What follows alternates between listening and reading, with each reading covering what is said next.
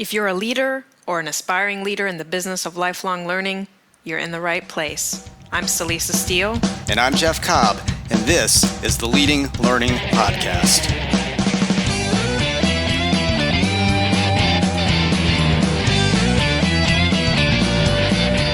Welcome to episode 80 of the Leading Learning Podcast. In this episode, we talk with Kevin Eikenberry.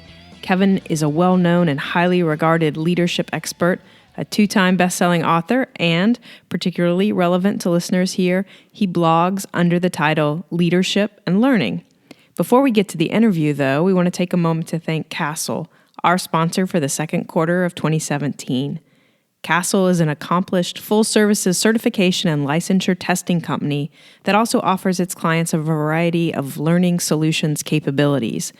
With an expert team of testing and instructional design professionals and a 30-year history of excellence in its field, Castle understands what it takes to develop and deliver quality learning and certification programs. To find out more about Castle's custom learning solutions, go to leadinglearning.com/Castle. We also want to note that recordings from our recent Learning Technology Design virtual conference are now available. We created that conference specifically for professionals in the business of continuing education and professional development, and you can get access to all of the great content delivered at the live online event by going to ltd.leadinglearning.com. For this episode's resource, we want to highlight a free video series from Kevin Eikenberry, our guest for this episode. It's called 13 Days to Remarkable Leadership, and as that title suggests, the series is delivered to you over the course of 13 days via email. If you're looking to boost your leadership skills, this is a great starting point. To get the videos, just go to leadinglearning.com/remarkable. Well, that sounds like a great resource, and I know that Kevin is all about remarkable leadership, and I assume that's the territory that you covered in your conversation with him. That's right. We talk about the fundamentals of leadership and why remarkable leadership seems to be so elusive. And of course, we talk a good bit about the relationship between leadership and learning, as well as resources for leaders and aspiring leaders who want to learn and grow. Well, that all sounds great and particularly relevant for listeners of the Leading Learning Podcast. So let's head on over and listen to the interview.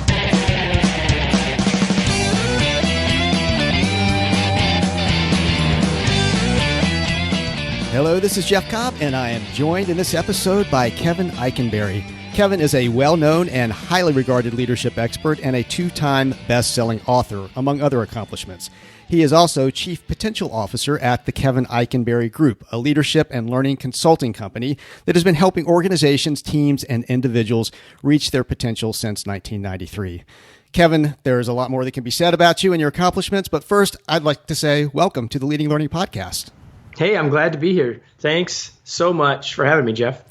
Well, thanks for taking the time, and I've offered some high-level background on you, but I'd love to have you share with listeners just a bit more about who you are and what you do. Okay, so I grew up on a farm in Michigan, and you can take the boy off the farm, but you can't take the farm out of the boy. All right. I have a wonderful wife. Now I'm going to sound like I'm on a game show. I have a lovely wife and two wonderful children. But my son is soon to be 25 and is married to one of the members of my team.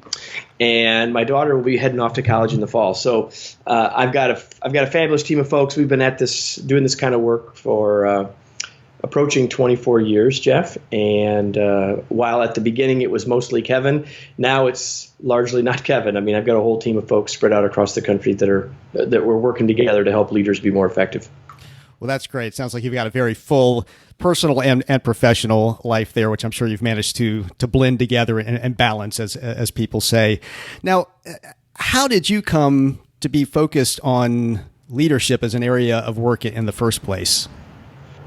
Well, I think a couple of things. Part of it, Jeff, is that, I think leaders are who make positive change in the world. And so if I want to have an opportunity to help have a bigger lever to create greater results in organizations, I think you've got to start with leaders. So I think that's part of it. And commercially, I suppose there's a lot of leaders in the world, so there's an opportunity from that perspective. But I think personally, beyond those two things, the thing that, because I get asked that question quite a bit, and I don't always I didn't always know how to answer it. Excuse me. But here's how I've come to answer it.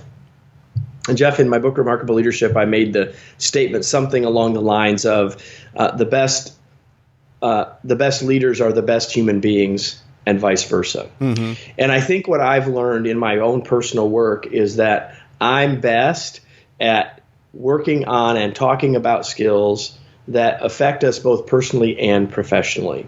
And so really the skills of leadership are skills that apply in all parts of our lives. And many of the skills of leadership are really good interpersonal skills. And so from my perspective, if I and we are doing our best work, we're helping people not only be more effective leaders and get better and reach better outcomes through other people, but they're also becoming better people and better parents and better spouses and better friends and better neighbors and more productive and successful in whatever it is that they want to accomplish. So it's the blending of personal and professional that I think drew me to it. And I think that that's an important message for everyone listening, that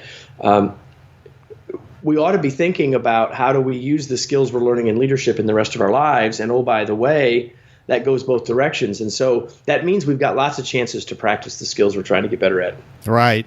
Well, I love that you think of it as a two-way street. And I mean, obviously people are hungry for leadership guidance. I mean, that seems to be a perennial need. You yourself have at least 2 books that you've written on leadership. And I mean, if you walk into a Barnes and Noble, I'm not sure how many people walk into a Barnes and Noble anymore, but if you do, and you look on the bookshelves, I mean, you're going to see a lot of books about leadership. Amazon, you're going to find a lot of books about leadership. I mean, why is that? What is it that's so elusive about leadership, or maybe it's just because it's such a perennial need. But I mean, why do people keep coming back to it? Is it that hard to grasp and to make good leadership a part of your life?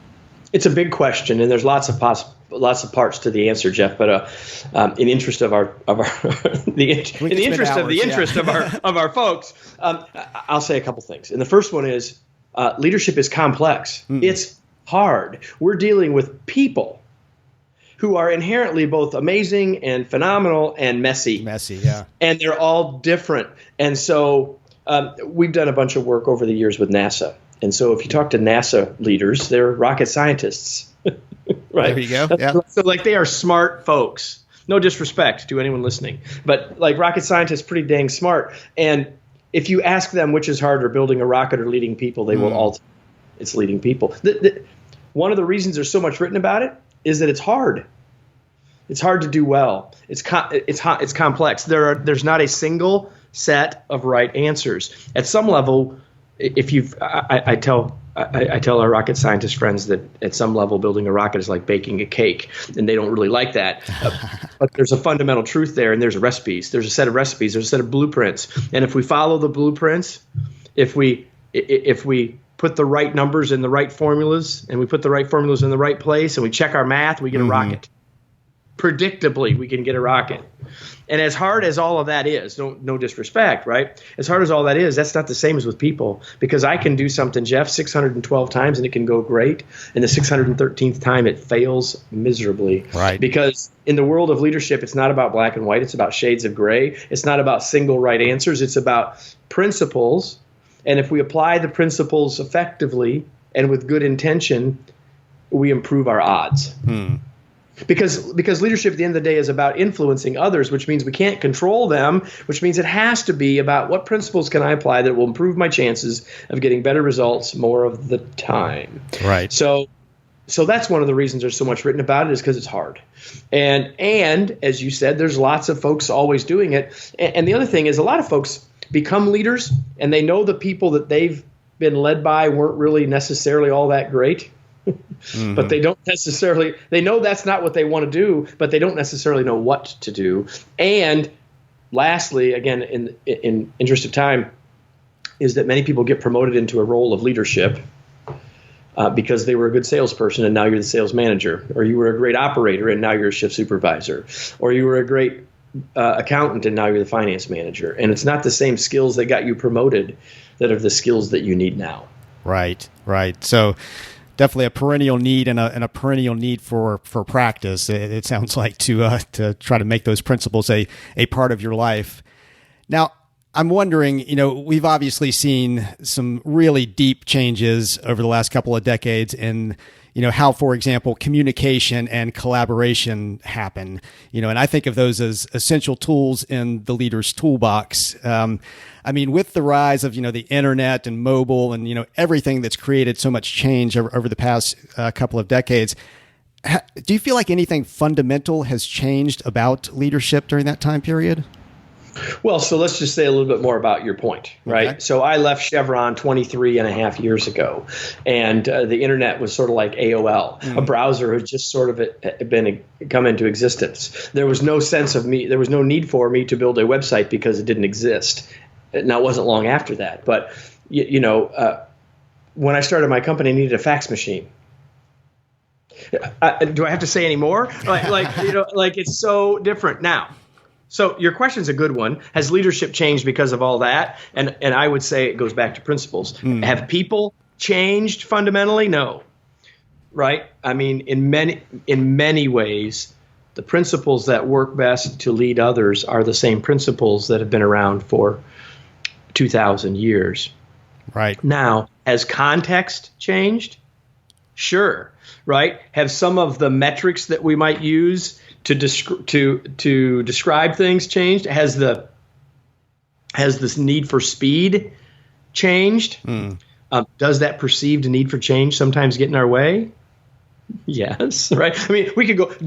Has there ever been a time in the world where there were 4 generations of folks working together in the workplace at the same time? No. So yes, there are some things that are different, and we need to have that context. But I think the mistake that people sometimes make is to think, oh my gosh, it's all different, so I got to go find the new leadership book because it's all new. That's just wrong. Right. So we spend we do a lot of work, and part of our business is called the Remote Leadership Institute. So we do a lot of work with folks who are leading teams who are not all in the same place, whether they're around the globe or just in the next zip code, but they're not working together in the same place every day. And my team is that way. And that's way more true than it was 20 years ago. And what we say in that area is this, that leadership hasn't changed, right? But the fact that we're doing it remotely there are some things that have changed, right? Written on my whiteboard over here is the question, how does it change and what shouldn't change? And I think that's the way we ought to frame this conversation, right? There are nuances and context of difference that we need to keep in mind, take account of, be intentional about. But we don't throw the baby out with the bathwater. We don't start over because it's really not different. Right.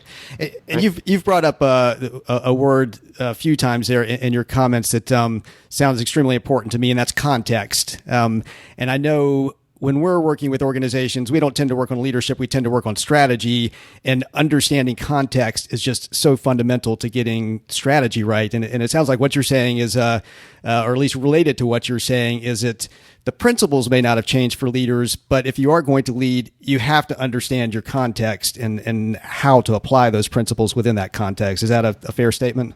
Absolutely. So a couple of quick examples. So often I'm teaching a workshop and someone asks me a question, how would you handle this, Kevin? Well, the first thing I'm going to do is tell me a little bit more. I need to know, is this a new employee? Has this person been around a long time? How are they seen by the rest of the organization? I need to know some more stuff before I can give you what might be better advice. It's context. Right.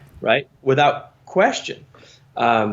What's your level of confidence with that area? And so that's context. So context matters a lot. And the other thing is sometimes people will say, well, Kevin, would this be a good way? I tried it this way. Was that the right answer? And my first question is always, did it work?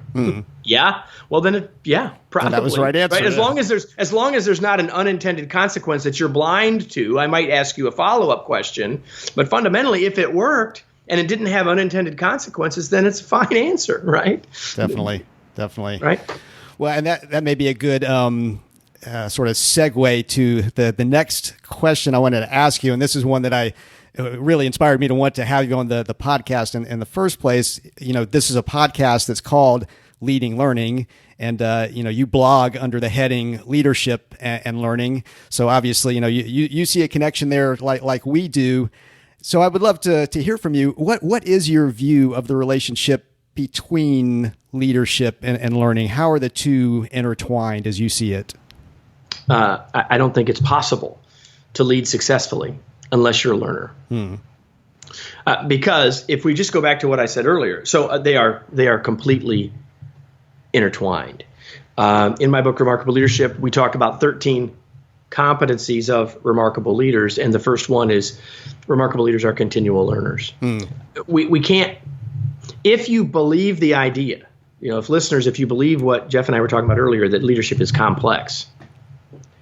And what I didn't say there, but is also true, and that is there's not one single way to do it right. Right. So if you believe those two things, then you have to say, I got to be learning to keep getting better at this. I got to be learning from a context perspective to our last conversation. But if I just start with this idea of this is complex and hard, and if I really want to get, if I want to get better at it, I have to be a learner. And even and Jeff, even if you don't buy any of that, if you're like, okay, Kevin, I'm good enough at this. Yeah, okay.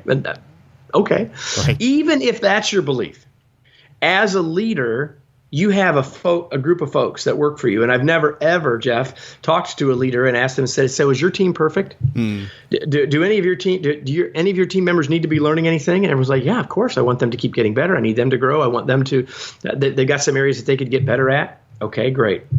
So you want your team members to be learning, right? Yes. What's the best way to influence them to learn? Be an example. Right. Like if I want my daughter to be a reader, the best thing I can do is read a book and turn off the television. If all I do is tell her, you ought to be learning, you ought to be reading. Like if I'm telling my folks, but man, you really need to be learning, but you're not doing it, it ain't going to work. So even if you don't buy it for yourself, you have to buy it as the example for everybody else. Right. It's inextricably linked. You can't take them apart, in my opinion. Right. And how does that translate to an even larger level in your mind? So there's the idea of, the individual leader leading the team. A lot of our listeners are going to come from, say, a trade or professional association, and they're trying to lead a whole field or industry. Their organization is trying to lead that whole field or industry. I mean, I don't know if you think about this in terms of competencies, or, how do you even sort of get at that? If you're, for example, if you're the vice president of education and learning within that association, and you really want to bring your whole field up, how would you approach that as a leader, do you think?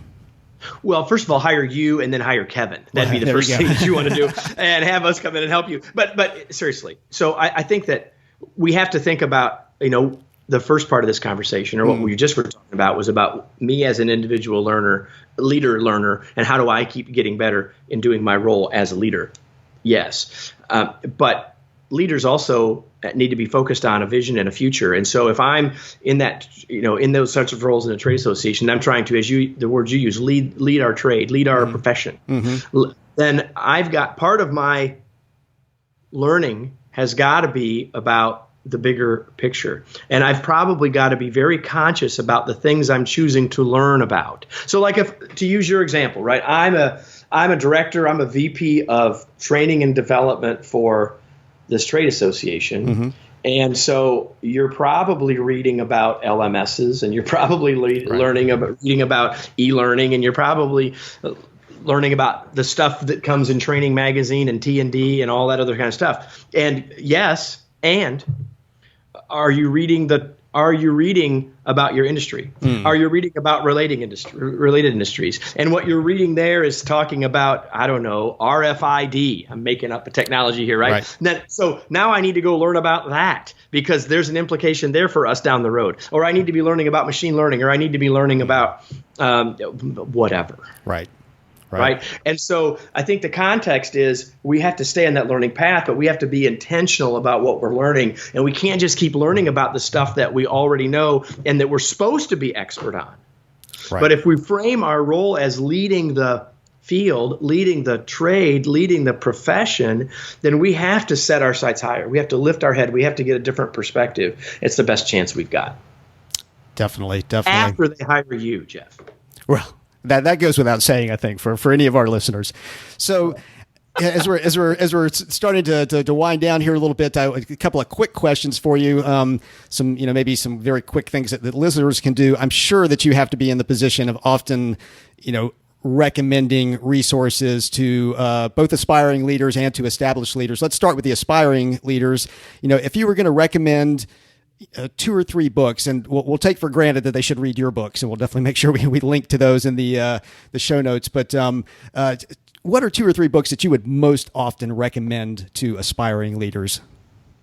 Well, I think you want to think about fundamentals, right? So one of our books is From Bud to Boss. I know you're going to link to that, and I appreciate that. Another great book that's very specifically about that are the first 90 days kind of books. There's a book called, and I don't have the exact title at the tip of my tongue, but it's what to do in the first 90 days as a supervisor, kind of a thing. Excellent stuff.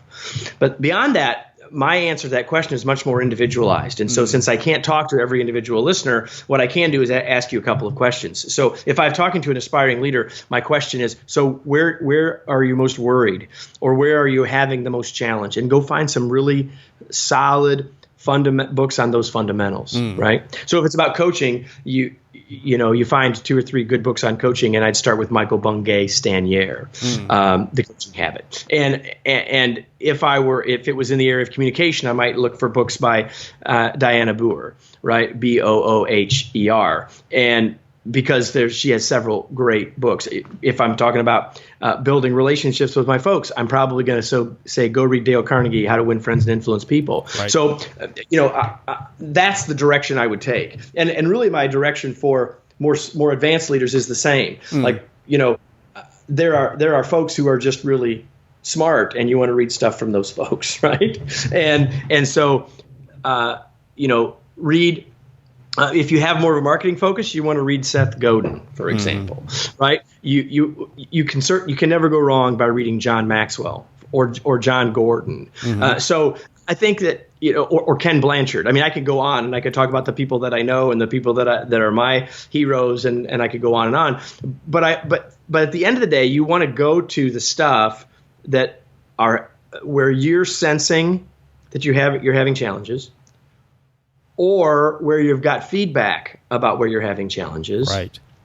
One more very important thing, though. You don't want to just work on the weaknesses. You also want to work on the things you're really good at. So if people say, man, the thing that you're really good at is leading effective meetings, keep studying about leading meetings, because people determine who the best leaders are based on their great strengths, not because of their absence of weakness. Right. So we want to look at both of those things together. Yeah. And as a follow-on to that, what are your perspectives on different genres, really? I mean, you've been talking more in the business genre here, but, history, biography, fiction. I mean, should a well-developed leader be engaging in those types of reading regularly? And actually, I'm going to go ahead and load on another question on top of that. I'd love, from your own reading of history and biography, because I believe you're somebody who does that, are there historical leaders that you particularly look up to? Okay, so absolutely. First of all, we should read broadly. We absolutely should. I don't personally read as much fiction as I probably should, or certainly as much. I'll put it this way: my reading doesn't have a lot of fiction in it. That's not necessarily the right answer. In other words, don't necessarily do what I do. I read a lot.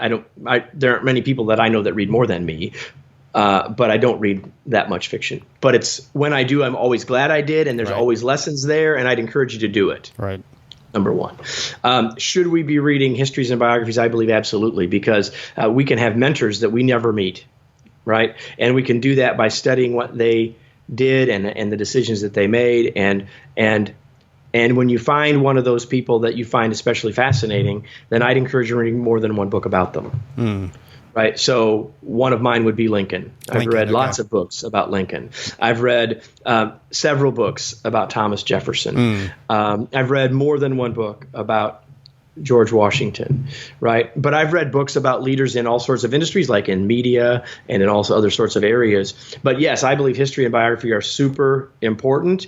And if I were to give you a couple books that people might not know about, and I'll say them here, but we'll make sure that, Jeff, that you get the links and get the names right, so that definitely you can let people know. But one is, there's a book called Lead Like Julius Caesar. It is short. It is not written by a historian or a biographer, but by someone who's interested in leadership and Julius Caesar.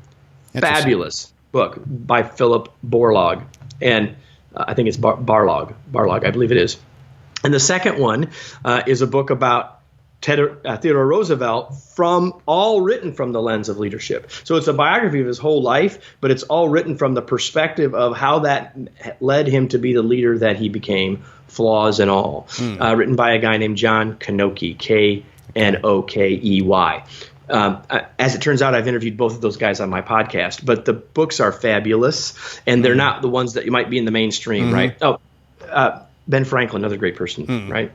And any biography by Isaacson is fantastic, as it's another starting point. So I absolutely believe in reading broadly, and I certainly believe in reading biographies, history, autobiographies, really, really great places. And when we're doing all of that, we should be reading them in two ways, Jeff. We should be just reading them to enjoy them, but we should be reading them through the frame of this, through the lens of, okay, what can I learn about leadership here?